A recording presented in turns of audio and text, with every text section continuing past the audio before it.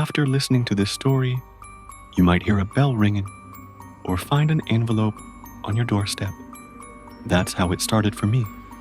I had no job and needed money. One damp evening, an envelope appeared. No return address, my name written in red ink. Inside was a folded letter and a small brass bell.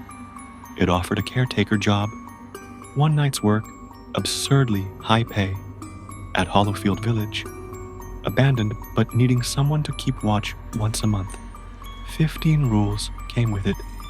Arrive at 9, bring only clothes and the bell, knock on houses according to number, never open doors that open alone, bow to moving curtains, close your eyes and count to 13 if the bell rang, fill bowls of water with sand if asked, blow out candles held by children, and any deviation would bind you to Hollowfield forever.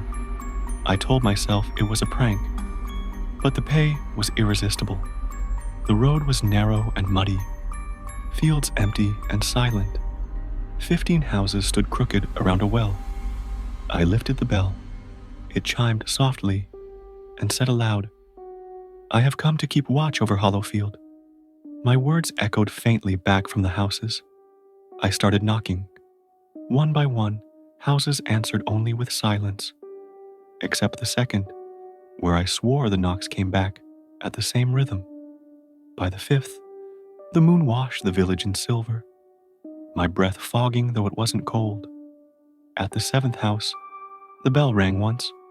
I froze, closed my eyes, counted to 13.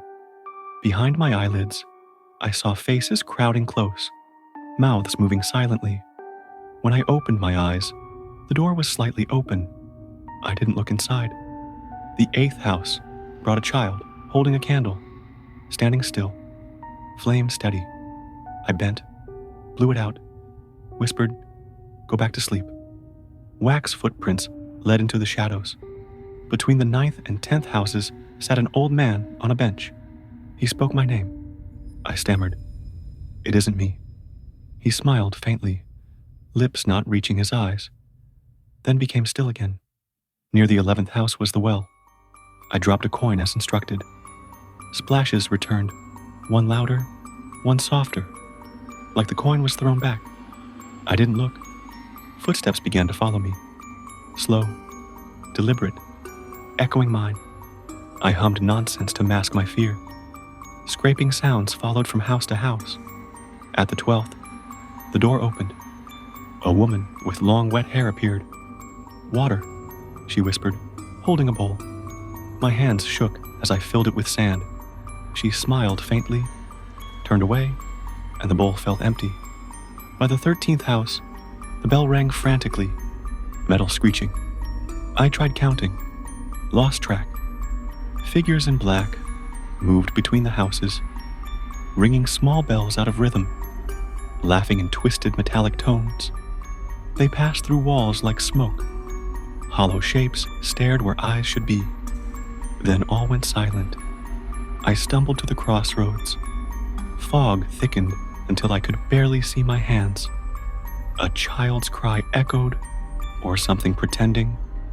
A rooster crowed. Pale light seeped through the mist. The village seemed alive for a moment.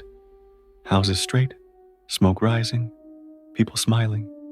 Then it all rotted. Walls blackened, roofs caved, faces collapsed to ash, drifting in the wind. I ran. The bell rang wildly, then fell silent the moment sunlight touched the rooftops. I didn't stop until the village was a speck behind me. I never returned. The money never came. Weeks later, I woke to a faint bell. Half asleep, I thought I heard the words whispered outside. "I have come to keep watch over Hollowfield." Last night, another envelope appeared. Inside, a bell chimed on its own, and a note, "Caretaker position filled. Report accepted." The ink was the same red as before.